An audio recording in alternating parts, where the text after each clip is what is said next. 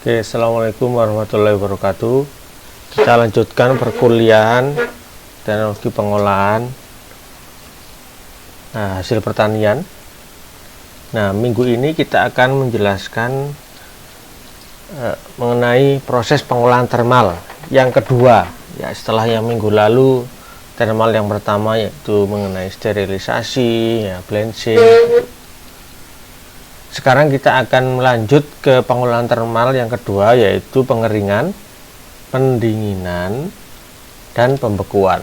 Jadi ini lanjutan dari proses termal, artinya proses yang menggunakan panas. Ya.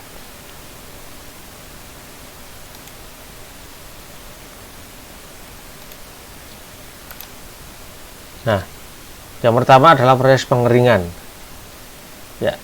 Mengapa sih produk-produk itu di pengeringan? Ya, pengeringan itu sudah lama digunakan sebagai salah satu bentuk teknologi pengawetan. Ya, pengeringan merupakan teknologi pengawetan pangan yang paling lama yang telah digunakan orang ya Persia, Yunani, Romawi kuno. Tujuannya adalah untuk mendapatkan produk pangan yang stabil sesuai dengan penggunaan produk tersebut dan karakteristik sensori tertentu.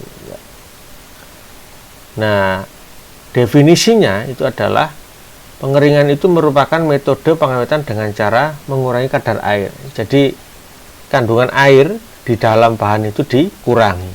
Jadi awal sama akhir, awalnya banyak kandungan air kemudian dikurangi. Sehingga daya simpan dapat diperpanjang. Ya. Produk-produk yang kadar airnya rendah itu umur simpannya lebih rendah. Makanya prinsip dari definisinya ini pengeringan ini adalah untuk mengurangi kadar air. Nah, ini hubungannya di selanjutnya, slide ini, yaitu poin selanjutnya bahwa perpanjangan daya simpan terjadi karena aktivitas mikroorganisme. Jadi MO ini adalah mikroorganisme dan enzim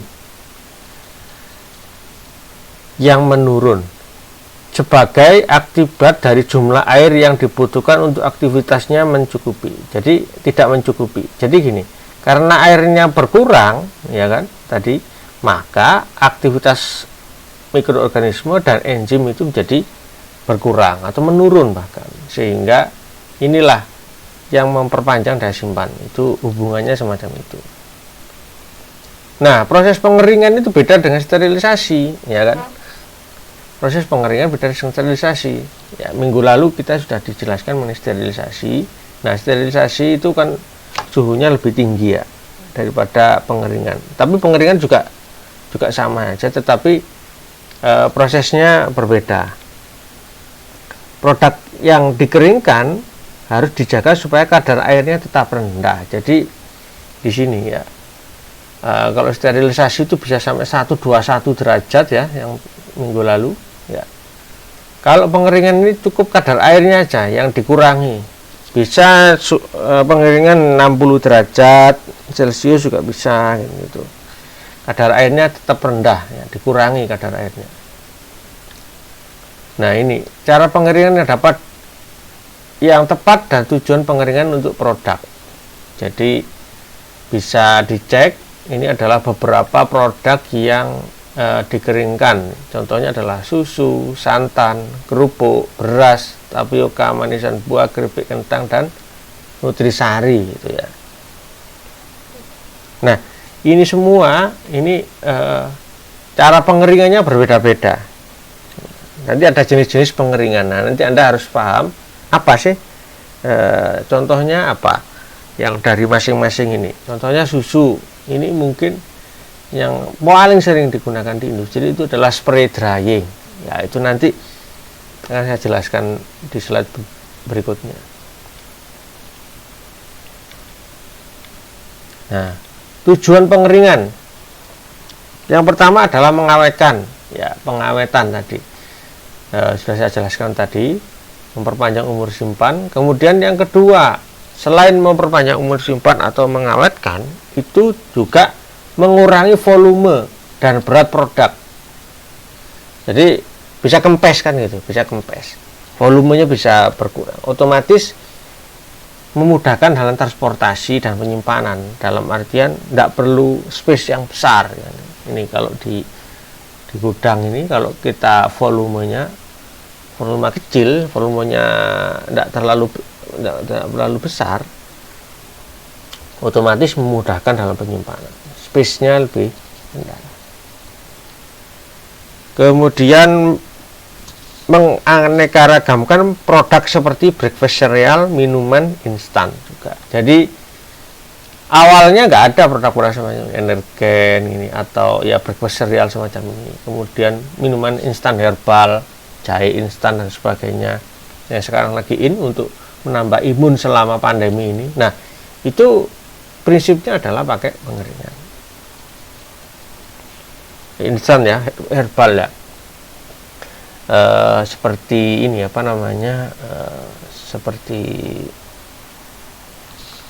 seperti Sambiloto ya, sekarang lagi terkenal untuk penyakit COVID, itu adalah untuk imunomodulator itu, dan juga beberapa penelitian ada bisa mengurangi virus ya, antivirus. Itu Sambiloto itu daun dikeringkan, nah itu sehingga produk banyak beragam. Nah, prinsip pengeringan sekarang ya seperti yang saya singgung sebelumnya, bahwa pengeringan adalah penghilangan air dari bahan baku, dari bahan atau produk pangan. Jadi airnya dihilangkan, kemudian terjadi pindah massa air dari bahan. Jadi dari bahan ini itu airnya itu berkurang atau berpindah maksud saya ke lingkungan ya, ke atas atau kemana gitu. Kemudian perubahan cairan atau padatan menjadi uap yang memerlukan panas. Nah, kalau ada yang namanya pengeringan namanya freeze drying, jadi pengeringan dalam kondisi beku. Jadi itu uap, perubahan cair menjadi uap langsung, menjadi uap yang memerlukan panas. Yang keempat, perubahan tersebut dapat dicapai dengan berbagai metode atau ya, metodenya macam-macam nanti, berbagai jenis ya, yaitu yang pertama adalah konduksi dengan cara kontak dengan plat panas. Jadi mungkin Anda sudah belajar di SMA dulu, perpindahan panas itu ada melalui konduksi dan juga konveksi. Nah, kalau konduksi itu nempel gitu ya, nempel, ada kontak dengan plat panas. Kalau konveksi itu dengan udara, air, kalau bahasa Inggrisnya air, udara panas gitu. Kalau blade, konduksi nempel gitu dengan plat panas. Jadi bahan dengan plat panas itu nempel, itu konduksi. Kalau konveksi itu hot air aja, udara panas. Nah, proses pengeringan dapat dipercepat dengan menggunakan kondisi vakum. Nah, kondisi vakum itu adalah kondisi hampa udara. Nah, seperti tadi saya katakan, vakum drying itu bisa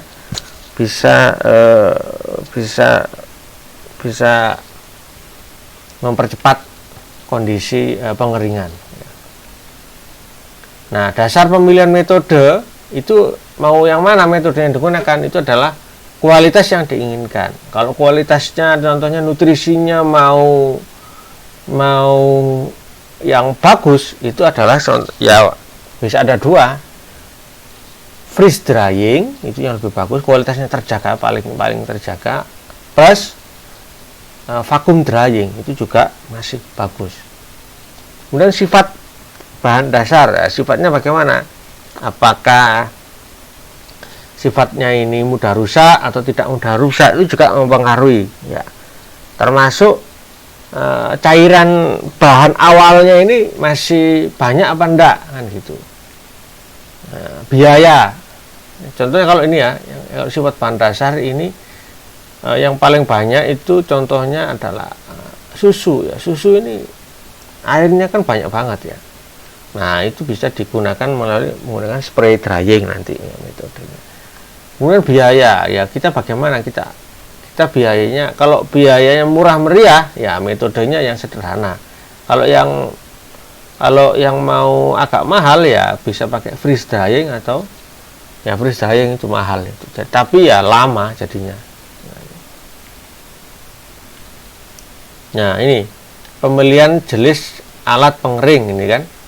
Nah, bisa ya itu tadi yang sudah saya jelaskan, beberapa bentuk bahan yang akan dikeringkan. Kalau maunya cair, padat, atau slurry, atau pulp, atau cairan kental, agregat besar atau kecil. Nah, ini semuanya menjadi pertimbangan kita mau jenis alat.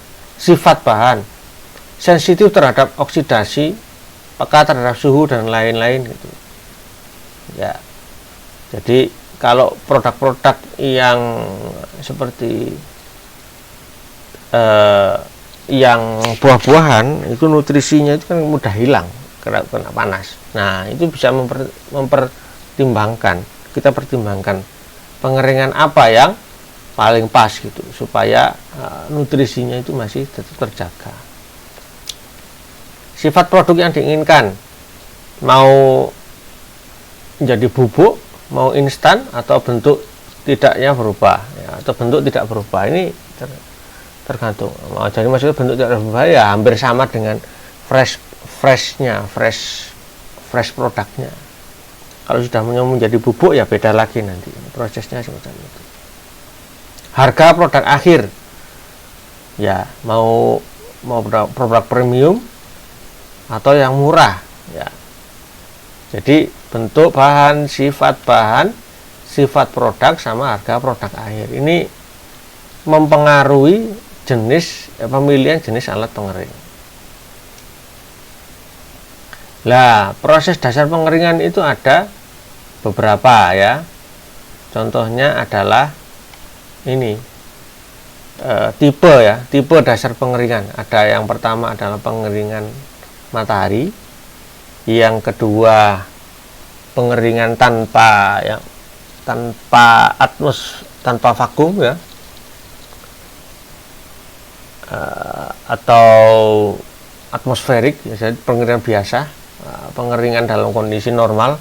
Nah, itu ada dua macam, ada batch, ada continue.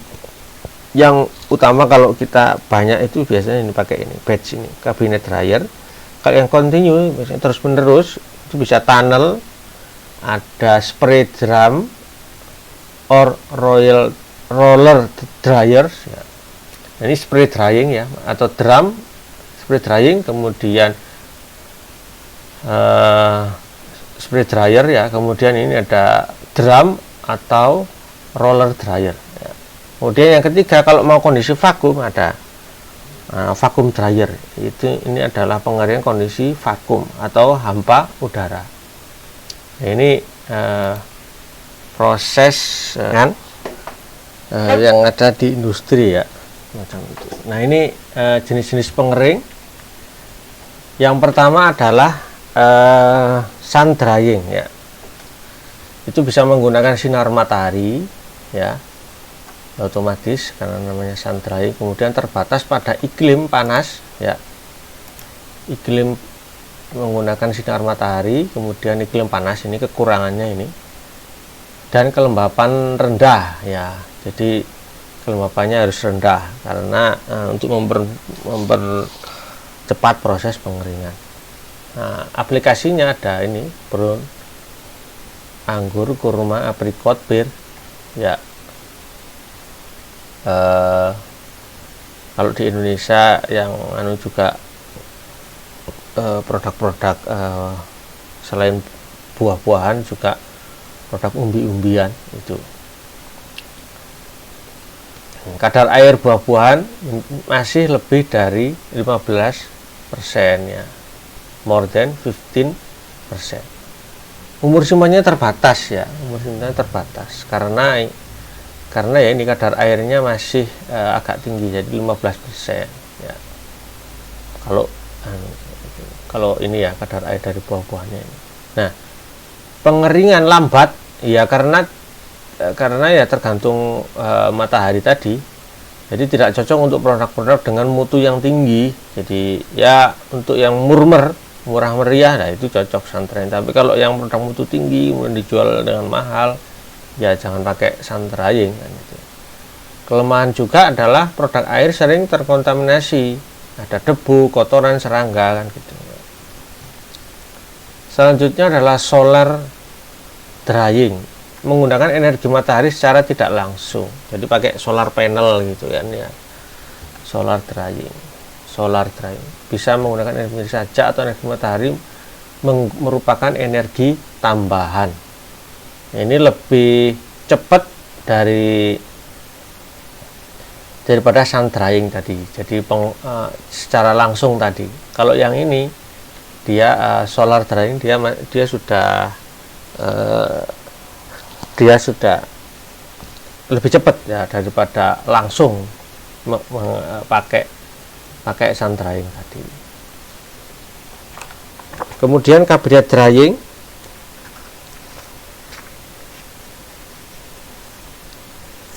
kalau cabinet drying itu adalah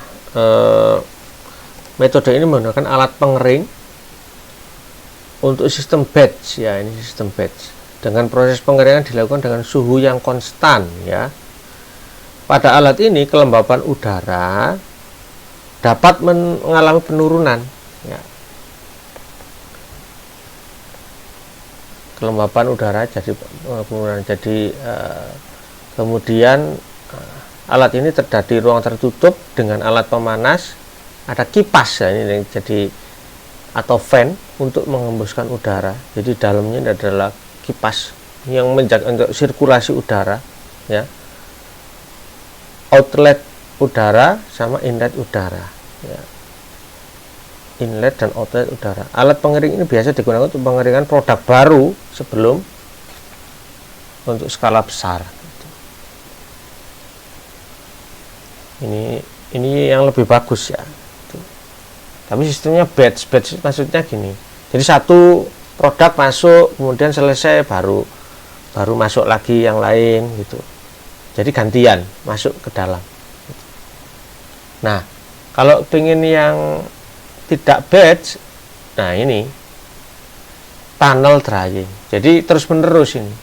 Sifatnya adalah seperti dengan kabinet drying tadi, cuma adalah continue terus menerus, dia terus menerus ini. Jadi tidak menunggu satu selesai kering dulu kemudian dimasukkan, enggak. Kalau ini kan langsung kering terus gitu. Satu masuk terus selesai terus, tunnel drying. Nah, pengeringan dalam suatu tunnel di mana ya tunnel drying suatu tunnel di mana produk yang dikeringkan dilewatkan. Ya. Pengeringan bisa menjadi lebih cepat, seragam tanpa menyebabkan kerusakan bahan. Bisa digunakan untuk buah-buahan. Bahan dimasukkan ke dalam bagi dalam kereta yang bergerak ya.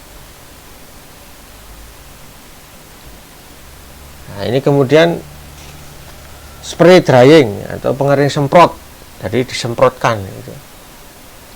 Cocok untuk pembuatan produk bubuk ya, yang kalau Anda tahu susu ya itu pakai ini spray drying. Susu bubuk ya ini spray drying. Pengeringan terjadi ketika dispersi cairan, jadi cairan atau slurry dikeringkan dengan aliran udara panas. Jadi disemprot kemudian ditangkap dengan udara panas gitu. Nah, partikel yang telah dikeringkan dipisahkan kemudian dikumpulkan. Biasanya digunakan untuk memberikan susu, nah ini kan sama jus buah kan gitu.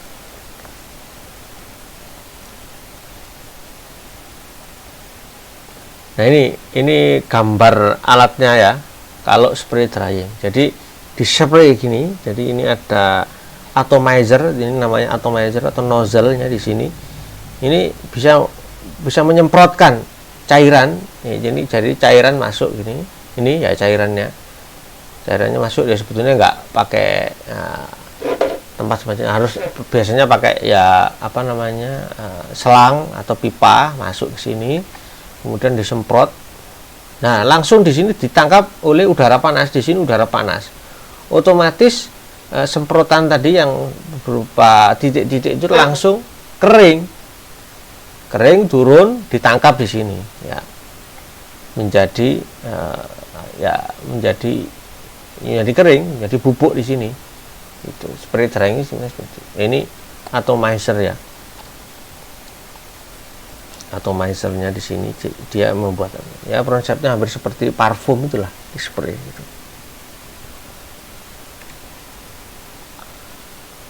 Cuman dikeringkan setelahnya. Kemudian ada drum drying ya, pengeringan drum atau drum dryer sesuai untuk berbagai produk pangan ya. Buah yang dikeringkan harus dalam bentuk cairan, bubur atau slurry atau pure. Nah ini kan cair, slurry atau pure. Nah, lapisan tipis bahan dipanaskan pada permukaan drum yang dipanaskan. Kemudian lapisan tipis yang sudah kering dilepaskan dari drum dengan blade gitu. Jadi ini dipanaskan di permukaan ini namanya drumnya ini. Kemudian nanti kena blade ini, kena blade atau knife-nya ini. Kemudian dia akan lepas kan semacam itu. Nah, lama kontak bahan dengan permukaan drum sekitar beberapa menit gitu.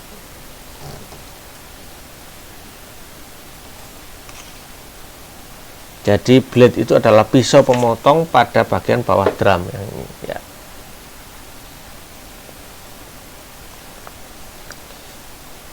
Ya sebetulnya drum drying ini adalah pengeringan yang murah, tetapi aplikasinya di industri pangan dibatasi oleh jenis bahan yang dapat dikeringkan. Jadi bahan-bahan yang sensitif terhadap panas tidak dapat dikeringkan dengan drum drying ini ya. Ya. Oh ya, sebelumnya ini kalau yang sudah dikeringkan kemudian digiling ya. Ya, digiling. Kemudian vakum ya.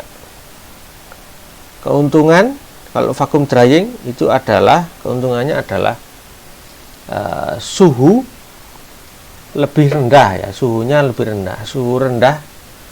Kemudian jadi kondisi vakum ini adalah subatmosferik atau dimaksud dengan kondisi hampa ya. Kondisi hampa, kondisi vakum. Keuntungan suhu lebih rendah ya, untuk suhu pengeringan menjadi rendah. Nah, sehingga kerusakan karena panas dapat dikurangi. Nutrisinya tetap terjaga lah gitu. Kemudian tidak terjadi oksidasi selama pengeringan. Nah, ini oksidasi yang bisa merusak ya, bisa diminimize bahkan dihilangkan selama pengeringan karena suhunya tidak tinggi tadi, suhunya lebih rendah. Nah, bahan yang dikeringkan bisa cairan, bisa pasta, bisa tepung, atau juga bisa produk dalam bentuk irisan ya, atau irisan kecil-kecil gitu.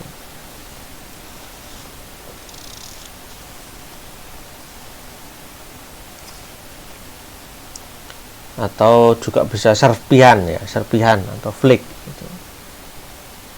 Kemudian ini freeze drying ya, ini freeze drying. Ini yang paling mahal ya, freeze drying ini.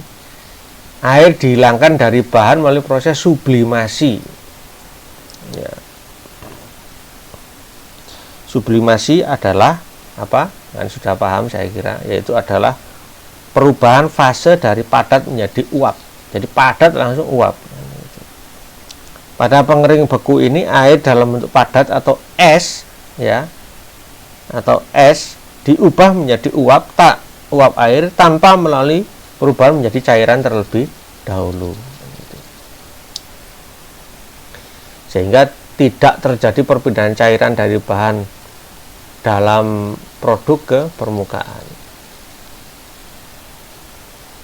Proses pengeringan kristal es menguap menyebabkan rongga di dalam produk. Jadi langsung dari es itu langsung menguap gitu.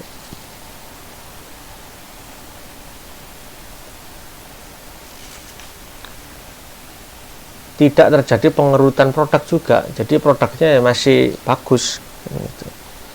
Struktur poros ya, poros, jadi mudah rehidrasi, jadi mudah menyerap air kembali. Kalau dikenai air bisa menyerap air, itu strukturnya. Nah, ini paling umum digunakan umumnya kalau yang freeze drying ini sistemnya adalah batch ya, tidak kontinu. Seperti ini kan sistem batch. Jadi masuk dulu bahan, selesai baru masuk bahan lagi kan gitu. Terus menerus macam itu. Ini adalah freeze drying. Oke, kita lanjut. Berikutnya adalah proses pendinginan ya, atau cooling ya.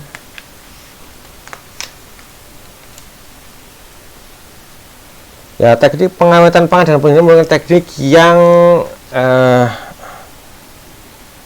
teknik yang diterima baik oleh konsumen ya. Ya, produk-produk didinginkan ini perbedaan pendinginan ya, ada pendinginan, ada pembekuan. Kalau pendinginan itu proses pengambilan panas dari produk pangan sehingga produk menjadi -1 sampai 8 itu ya. Kalau pembekuan itu di bawah 0 ya, 0 ya, sampai bahkan mencapai -40. Nah, itu pembekuan. Jadi freezing sama ini refrigeration. Ini kalau kalau proses pendinginan ini. Tujuannya adalah menunda atau mencegah pembusukan dan pertumbuhan mikroba. Jadi kita tunda dulu pertumbuhan mikrobanya gitu. Sehingga untuk mencegah pembusukan.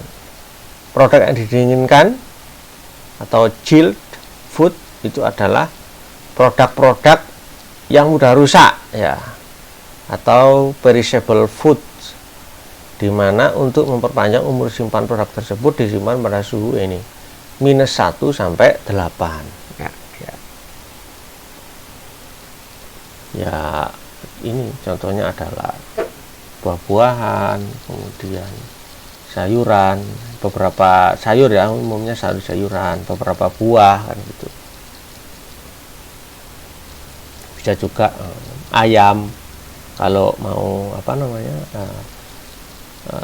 mau segera dimasak gitu. Teknologi pendinginan ada macam-macam. Yang pertama adalah air blast cooling ya, mendinginkan dengan cepat ya, untuk produk yang sangat mudah rusak ya. Pendinginan cepat tercapai dengan mengembuskan udara dingin, jadi dihembuskan, makanya air blast ya, udara dingin dengan kecepatan tertentu. Jadi di sini ini diputer, dikeluarkan airnya dingin udara dingin.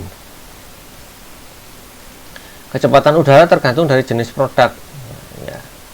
Seberapa cepat ini dia tergantung. Kalau karkas itu 2 sampai 3. Kemudian kalau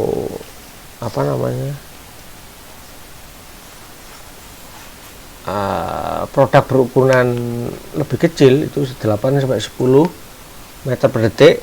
Kemudian kalau buah beri itu 16 ya, meter per detik. Ini contohnya, ini di videonya sebentar.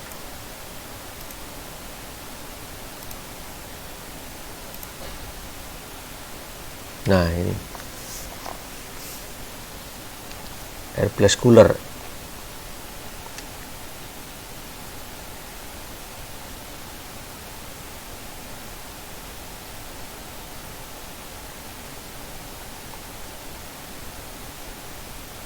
Nah, itu ada fan-nya, dihembuskan secara dihembuskan sehingga ini kemudian bahan masuk gitu, bisa sudah dingin gitu. Jadi tadi kecepatannya tergantung ya, kecepatan pendinginan ini tergantung. tergantung jenis bahan. Tuh, air press cooling. Kemudian selanjutnya cold room ya, atau ruang pendingin. Ya, ini kalau ini tidak cocok untuk pendinginan cepat ya, kecepatan pendinginannya rendah, jadi biasanya digunakan untuk menjaga suhu produk tetap dingin ya, suhu produk tetap dingin ya. Cold room ya, udara dingin dihembuskan di bagian atas ruang pendingin dan bergerak menuju bagian bawah melewati rak-rak ini. Di sini ada rak-raknya, itu yang berisi produk atau bahan pangan ya.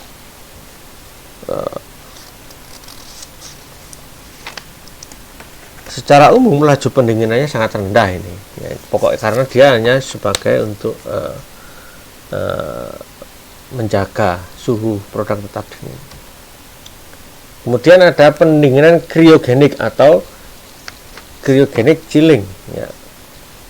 Teknik pendinginan kriogenik ini sangat populer ya, ya seperti pencelupan pada nitrogen ya. Teknik pendinginan ini kontak langsung dengan refrigeran, jadi kita celupkan dengan nitrogen cair atau es kering ya, atau karbon dioksida ya. Teknik pendinginan ini menghasilkan proses pendinginan yang sangat cepat ya. Jadi kita masukkan ke dalam nitrogen cair itu langsung, atau karbon CO2 cair itu langsung cepat dingin. Akan tetapi pengendalian laju pendinginan sangat diperlukan untuk mencegah pembekuan. Jadi jangan sampai beku kalau kita nggak ingin beku. Itu permasalahannya. Ini perlu kontrol ketat ya untuk mencegah pembekuan. Biasanya digunakan untuk produk yang perlu segera didinginkan untuk menurunkan suhu. Instan ya, semacam instant chilling itu. Dia pakai ini gas nitrogen cair ini. Hydro cooling, pendinginan dengan air ya. Ini teknik pendinginan untuk menghilangkan panas pasca panen. Jadi setelah panen itu supaya cepat ya, menghilangkan panas setelah panen itu harus didinginkan. Nah, ini langsung aja kita rendam dengan air gitu. Untuk produk-produk buah dan sayuran habis panen ini contohnya. Nah, caranya adalah bisa merendam ini, bisa kita semprot atau bisa celupkan dalam air dingin. Nah, itu. Ya, keuntungannya ya tidak sampai membeku ya. Jadi tidak sampai pembekuan. Jadi masih fresh. Tidak terjadi penyusutan berat ya. Ya, beratnya masih tetap.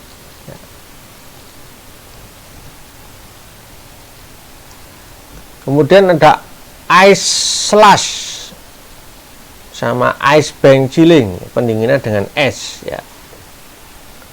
Pada metode ini produk dikemas dan udara dingin dihembuskan ya.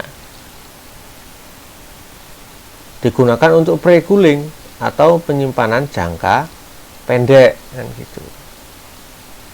Ya, pembekuan dapat dicegah. Ini ice slash. Nah, udara dingin dihasilkan dengan cara kontak dengan air dingin yang dihasilkan dari pencairan es ya. Pencairan es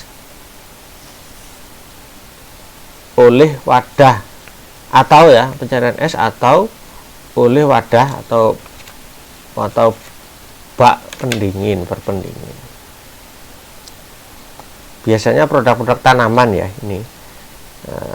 Produk-produk tanaman pangan dapat dinginkan dengan teknik ini.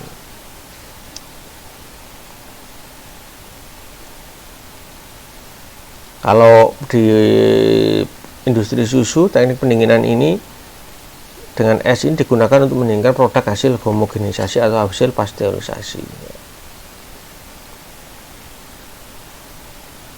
Ini keunggulannya, dia nggak sampai ada pembekuan. Aplikasi ya, aplikasi dari proses pendinginan itu adalah yang pertama buah dan sayur yang tidak dikemas, ya. Jadi langsung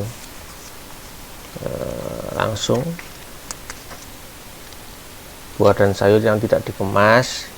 Kemudian prepared ready to cook vegetable yang segera dikonsumsi atau segera diolah lebih lanjut. Nah, itu pakai pendinginan saja, jangan pembekuan. Kalau pembekuan nanti kan butuh pencairan dulu, ya. Pokoknya yang fresh. Kemudian daging dan unggas, ya, daging segar dan olahan itu kalau mau segera diolah atau dimasak gitu, itu bisa pakai pendinginan saja. Ready meals or recipe dishes, ya, recipe dishes. Ini adalah bisa single portion atau microwavable product, ya, yang bahan-bahan yang sudah siap dimakan, ya, atau yang sudah mau yang siap di microwave, itu bisa dinginkan saja, biar cepat pakai pendinginan. Ya, lebih lanjut ini adalah ikan dan seafood, pastry dan pizza, produk bakery, ya, hasil baking, minuman, sop dan saus, pasta segar, produk susu, produk berbasis lemak, misalkan low fat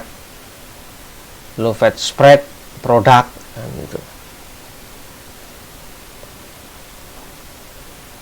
Itu pakai pendinginan. Selanjutnya ini adalah proses pembekuan atau freezing, ya.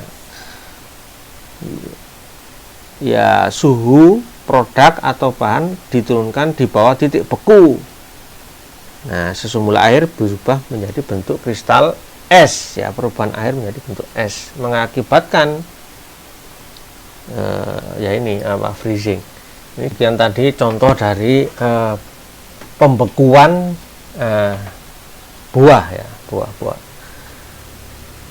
Jadi tujuan, ya, sama, sebetulnya tujuan dari pembekuan sama, memperbanyak masa simpan dengan cara menghambat pertumbuhan mikroba, ya, atau mikroorganisme, dan menurunkan aktivitas enzim. Jadi kalau kita bekukan itu umur simpannya jadi lebih panjang. Kemudian tapi bagusnya dengan pembekuan, kualitas produk pangan dapat tetap dipertahankan, itu bagusnya, dibandingkan dengan seperti pengeringan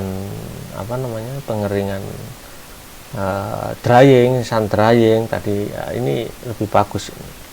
Nah, kualitas yang baik itu dipengaruhi oleh, nah, ini yang pertama, kualitas produk sebelum dibekukan, ya. Makanya kalau kita lihat di video tadi, sebelum kita bekukan ada banyak proses, ya, proses mau dipilih, kemudian di slicing, kemudian, ya, itu banyak proses. Jadi produknya yang harus baik dulu sebelum dibekukan.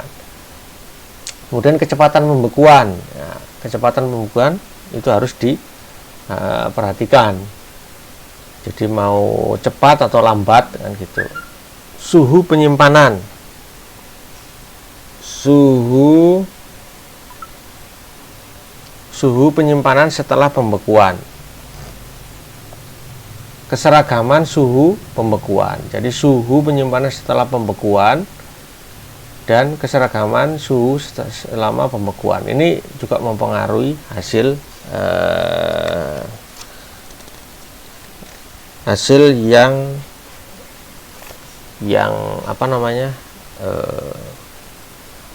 hasil dari hasil proses pembekuan. Nah, perubahan selama pembekuan itu ada beberapa hal, ya. Jadi apa sih prosesnya? Pada waktu dibekukan itu ada perubahan dalam sel, dinding sel dan antar sel. Ya, perubahan tersebut, ya, terjadi karena kristal es yang membesar dan merusak dinding sel. Dinding sel yang rusak menyebabkan cairan sel keluar pada proses thawing. mengakibatkan penurunan mutu. Nah, ini kalau setelah kita bekukan itu kan kita towing. Towing itu apa namanya? Towing itu kita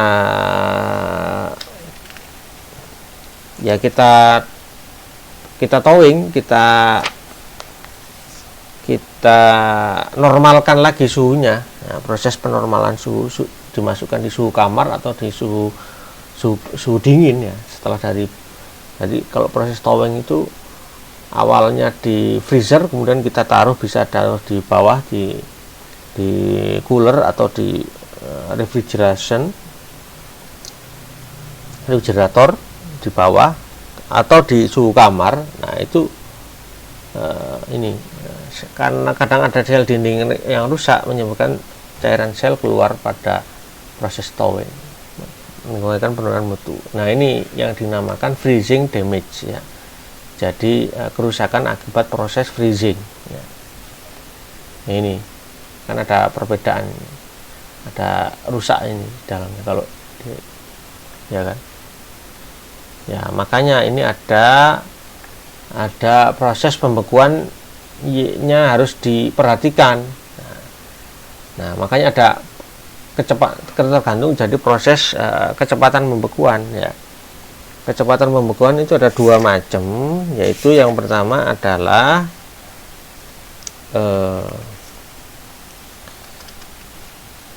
pembekuan yang lambat ya, contohnya ya, yaitu yang kristalnya besar. Nah, kerusakan dinding sel lebih intensif ya.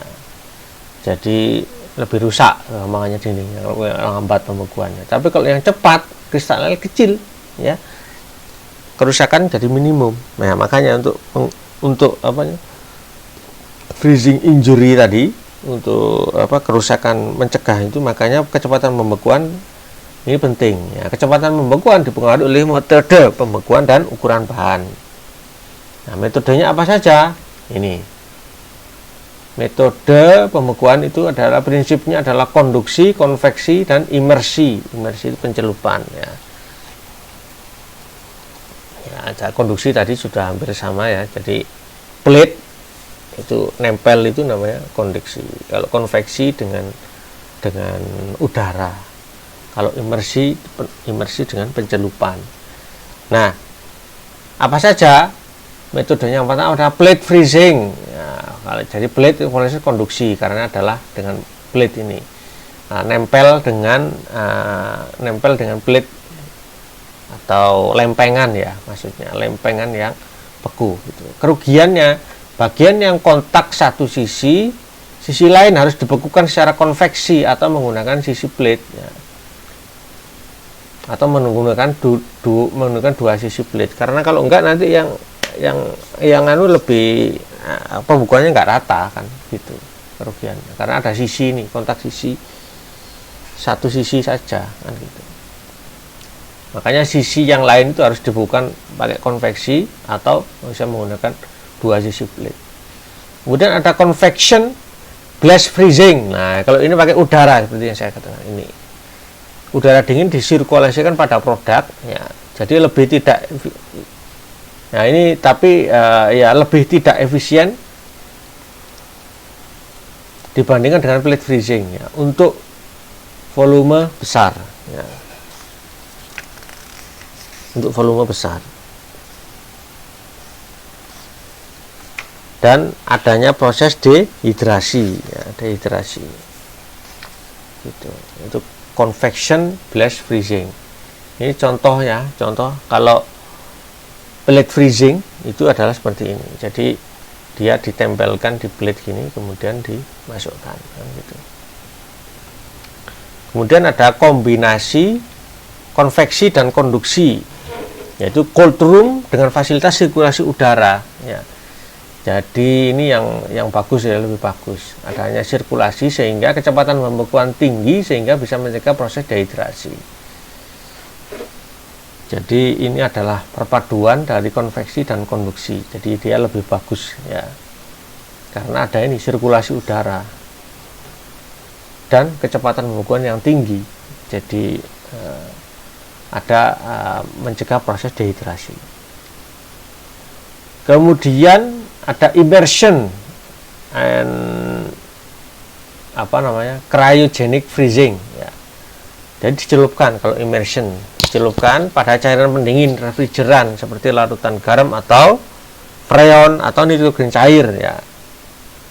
Ya hampir sama dengan yang di pendinginan tadi, ada cryogenic chilling ya. Kalau sekarang ini adalah cryogenic freezing ya. Metode paling cepat ini lagi. Pembukaan terjadi karena proses konveksi refrigeran dan konduksi karena kontak dengan refrigeran. Untuk ukuran bahan yang kecil, ukuran besar pembekuan tidak jadi cocoknya untuk ukuran bahan yang kecil. Kalau ukuran yang besar pembekuan jadi tidak rata.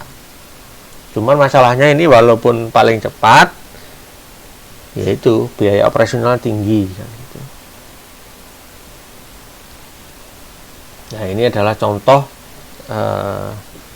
individual quick freezing. Individual quick freezing ini. Jadi dia dimasukkan kemudian satu-satu itu kemudian menjadi IQF ya. Saya kira cukup itu untuk kuliah minggu ini. Terima kasih ya, silakan jika ada pertanyaan. Saya akhiri, semoga ilmu kita bermanfaat. Jika ada kesalahan saya mohon maaf. Wassalamualaikum warahmatullahi wabarakatuh.